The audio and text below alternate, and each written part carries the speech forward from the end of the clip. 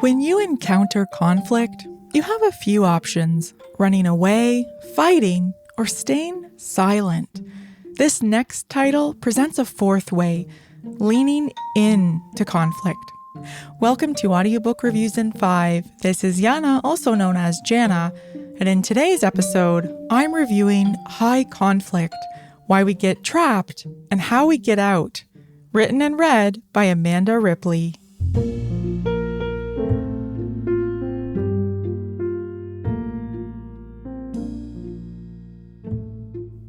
Investigative journalist and New York Times best-selling author Amanda Ripley defines high conflict as a conflict that becomes self-perpetuating and all-consuming, in which almost everyone ends up worse off.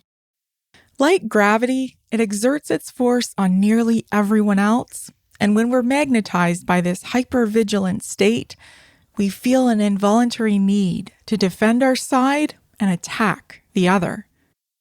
High conflict isn't always violent, but its extreme volatility can easily trip into violence.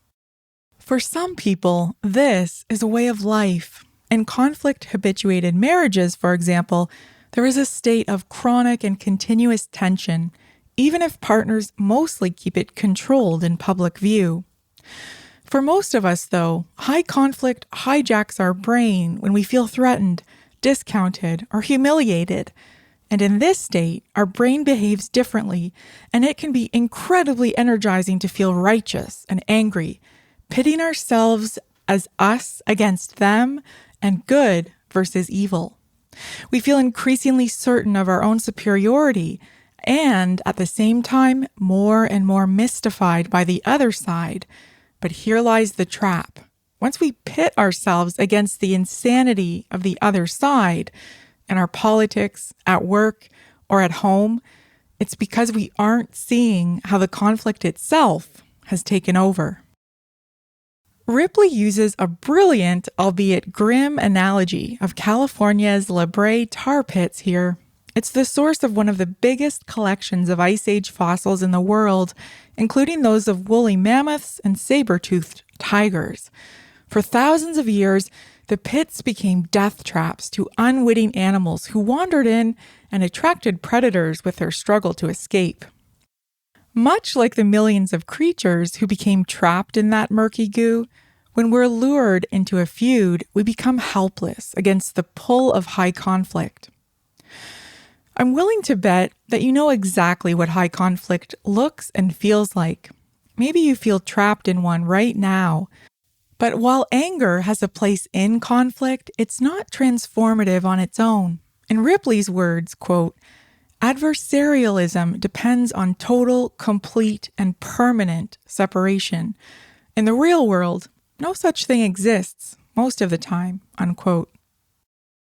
There are countless books on conflict mediation and communication, but the reason I'm recommending this one is that the storytelling is magic. Ripley's writing and narration made this impossible for me to put down.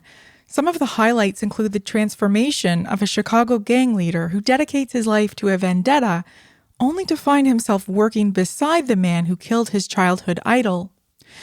Then there's the member of the Colombian FARC guerrilla group who successfully extracts herself from a life of violence. There's also a touching story about a group of liberal Manhattan Jews and conservative Michigan corrections officers who choose to stay in each other's homes to better understand each other. But my favorite story is about Gary Friedman, a world-renowned conflict mediator, author, and former trial lawyer. Gary runs for local office in his town of Muir Beach, California, fully confident that his experience will set troubled relationships with townsfolk back on the right track. But instead, Gary further incites deep divisions in the town and makes enemies of former friends and allies. With this setup, you might think, well, if a conflict expert can get trapped in the tar pit, how is there any hope for the rest of us? But that's exactly why you should listen to this title.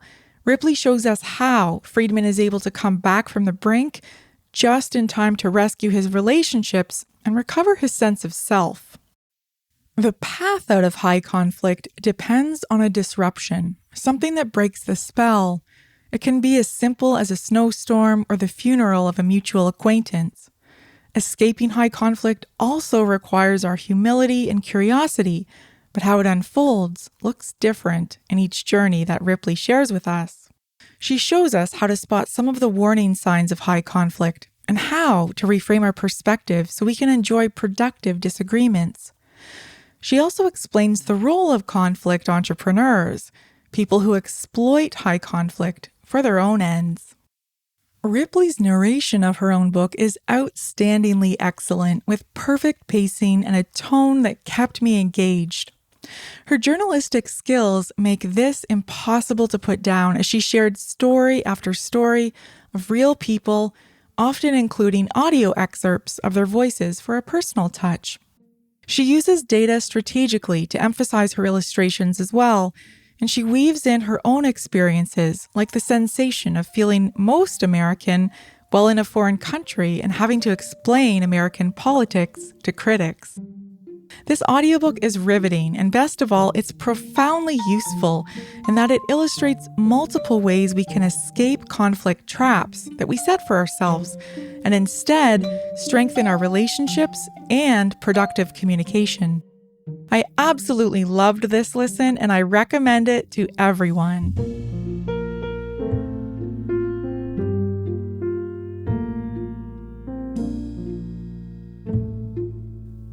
That's all for this episode of Audiobook Reviews in 5. Thanks for listening. If you have not yet done so, please follow us on Facebook and subscribe to Audiobook Reviews in 5 on Anchor, Apple, Spotify, and many others.